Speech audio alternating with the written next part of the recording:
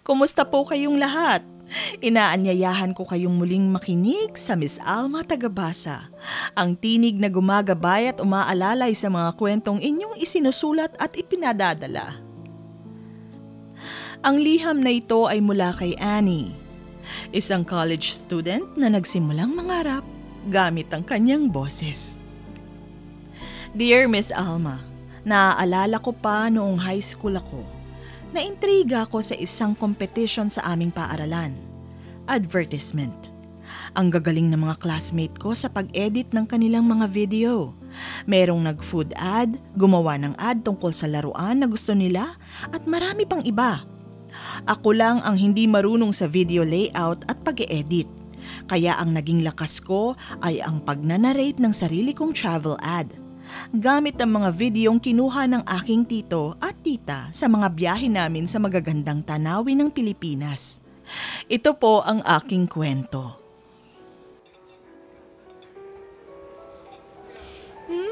Ito na talaga ang the best na kape na natikman ko. Salamat at dinala mo ako dito. Baka maging bagong tambayan ko na to. Lagi naman tayong naghahanap ng mga bagong cafes para magkwentuhan. Dahil mas masarap magkwentuhan kapag may kape.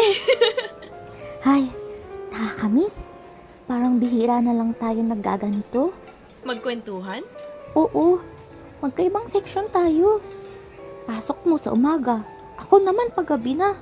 Bihira na kita nakakasama. Hindi tulad nung first year at second year natin. Namiss din kita.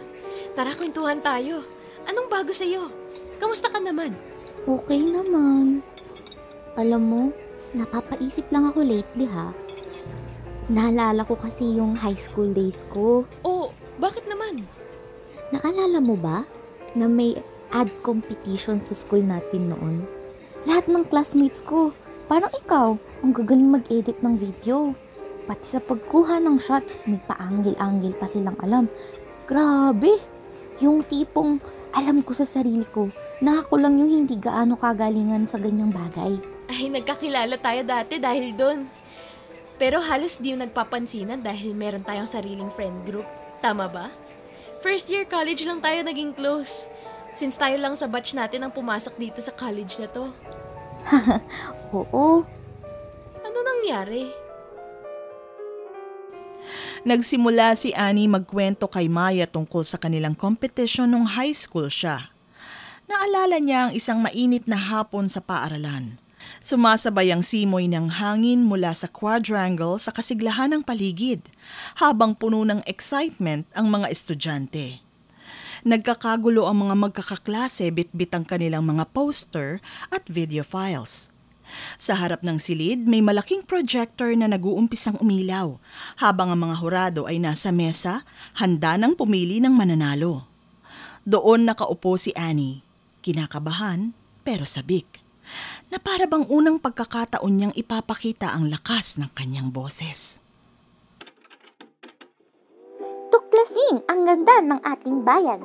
Mula sa bughaw na dagat ng Batangas hanggang sa malamig na hangin ng Baguio. Sama-sama nating damhin ang bawat biyahe, bawat ngiti, at bawat alaala.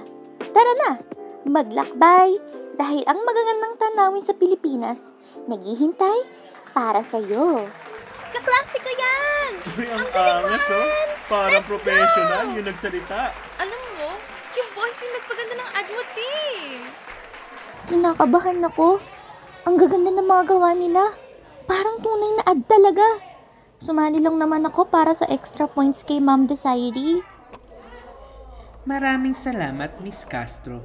Mga students, you may now take a short break habang tinitingnan ng mga hurado ang inyong mga output. Magkita-kita tayo ulit dito ng 2:50 p.m. Tara, kain muna tayo. Tara? Ang sarap ng naging kwentuhan namin habang kumakain kami sa kantin. Nagtatawanan pa kami habang pinag-uusapan ang mga submission ng iba pang contestants. Hindi namin namalayan na oras na pala para bumalik sa quadrangle upang alamin kung sino ang panalo sa contest.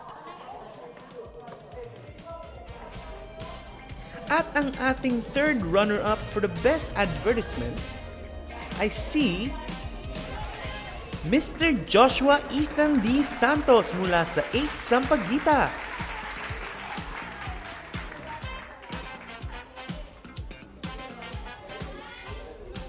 para sa ating second runner-up for the best advertisement ay si Miss Maria Andrea Nicole Buenaventura mula sa 8 Rosas.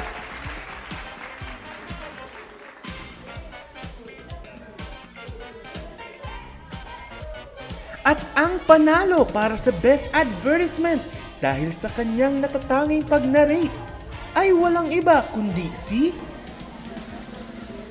Miss Annie T. Castro mula sa 8 Waling-Waling. Doon ako natulala. Akala ko, simpleng pagbasa lang ng linya. At imaginein mo, ang mga videos na ginamit ko ay yung mga kuha lang ng mga tito at tita ko. Kapag nagta-travel kami sa iba't ibang parte ng Pilipinas. Pero grabe, pinalakpakan ako noon. Doon ko nasabi sa sarili ko, wow, ang dali lang pala nitong voice acting na to. Minsan, ang mga pagkapanalo ay nagbibigay ng ilusyon o ng pride na madali ang lahat. Ngunit alam natin na sa bawat larangan, may lalim at hirap na kaakibat. Buong high school ko, ipinagpatuloy ko ang paggawa ng mga travel ads tungkol sa mga lugar na pinupuntahan namin. Aaminin ko na nahihiya ako sa pagva-vlog, kaya hanggang doon lang ako. Pagkatapos, bago ako magkolehiyo, nakatanggap ako ng isang email sa isang kumpanya na naghahanap ng voice talent para magbigay buhay sa kanilang online food ad. Nang makita ko ang talent fee, tinanggap ko agad ito dahil kailangan ko ng gamit pang kolehiyo bilang isang Bachelor of Science in Tourism Management student. Ani, okay. Nabasa mo na ang script. Pero hindi ito typical na commercial. Ang peg dito ay energetic na matatakam ako kainin niyang ina-advertise mo sa akin. Para bang may nagbabalik tanaw sa pagkain na puno ng alaala. Huwag laging parang travel ad. Subukan mong mas natural. Mas may damdamin. Opo, sige po. Ang bagong chicken stew. Mainam sa bawat hapag. Siguradong masarap sa bawat laman. Stop! Ani, hindi ko naririnig yung tono ng boses na hinahanap ko. Wala akong nararamdamang emosyon. Para sa script na to, gusto kong marinig ang kwento sa bawat kagat. Yung init na pagkain, yung alaala ng pagkain kasamang pamilya. Akala ko madali lang. Pero, hindi pala sapat ang magandang boses at basa-basa lang. Parang yung lagi kong ginagawa sa travel ads ko. Nabigla si Annie. Doon niya naintindihan. Ang pagiging voice actor ay hindi lang tungkol sa malinaw na pagbasa ng script. Kailangan ng mas malalim na pangunawa sa karakter, damdamin at minsan mismong pagsasali ng diwa ng salita. Hindi lang ito tungkol sa magandang boses, kundi kung paano mo ihahatid ang emosyon para maramdaman ito ng taong nakikinig sa iyo. Napagtanto niya na ang boses ay hindi lang instrumento. Ito ay tulay upang ipaunawa ang kwento at maramdaman ang buhay sa likod ng bawat linya. So, hindi pala siya madali, no? Oo, ang dami kong beses na muntikan na akong sumuko. Ang daming beses na sinabihan na isa akong one-trick pony. Pero alam mo, habang tumatagal, mas naging interesado ako. Kasi hindi lang pala ito tungkol sa boses, kundi tungkol sa paano mo ibabagay ang boses mo sa kwento ng produkto. Tama. Hindi lang sa travel ads at food commercials, Annie. Pwede mong gamitin ang boses mo para mag-advertise ng beauty products, gadgets, o kahit mga advocacy ads para mas ma-challenge ka. Oo nga, no? Kung makakaya kong gawin ng iba't ibang style, mas marami akong magagamit na lakas. Sige, gagawin ko ito. Magpa-practice ako para maging versatile sa lahat ng klase ng advertisement. Pag-uwi ni Annie, hindi na siya nag-aksaya ng oras. Binuksan niya ang kanyang laptop at nagsimulang manood ng iba't ibang sample ng commercials at narrations. Mga ads na maririnig na masaya sa radyo, mga jingle at bentahan ng produkto na energetic ang dating. Mayroon namang malalambingang tinig para sa mga pagkain at inumin na parang nag-aanyaya ng init at alaala. Meron ding dramatic at seryoso, ginagamit sa mga public service announcement at advocacy ads. Habang pinapanood at pinakikinggan niya mga ito, sinubukan ni Annie na iangkop ang kanyang boses. Minsay malikot at masigla, minsay malumanay at taimtim, at kung minsay natural at parang kasama lang sa kwentuhan. Dito niya napagpraktisan kung paano maging mas versatile sa iba't ibang klase ng advertisement. Ang bagong burger na puno ng cheese! Siguradong mapapawaw ka!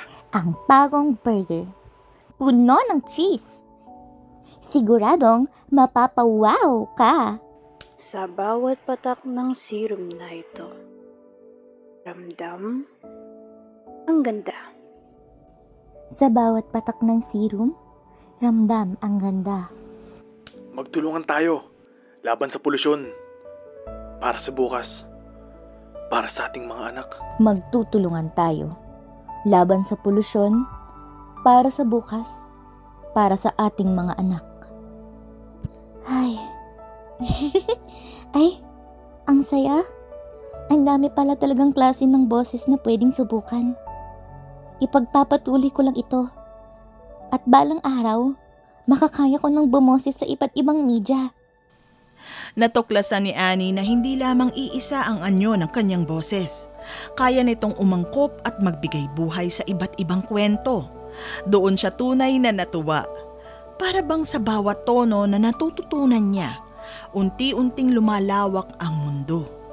Hindi na lang ito simpleng trabaho. Ito'y naging paraan din para maipahayag niya ang kanyang damdamin. At minsan, pati mga pangarap ng ibang tao. Sa tuwing natatapos siya sa pag-iensayo, dama niya ang kakaibang saya. Ang pakiramdam na parang may bagong pintuan na nagbukas para sa kanya. At dito nagtatapos ang kwento ni Annie para sa gabing ito. Minsan ang ating boses ay hindi lamang tunog. Ito ay kwento, kulay at damdamin. Ang mahalaga, matutunan nating bigyang buhay hindi lang ang salita, kundi ang puso ng bawat mensahe. Ako po si Miss Alma, ang inyong tagabasa. Hanggang sa muling kabanata ng ating mga kwento.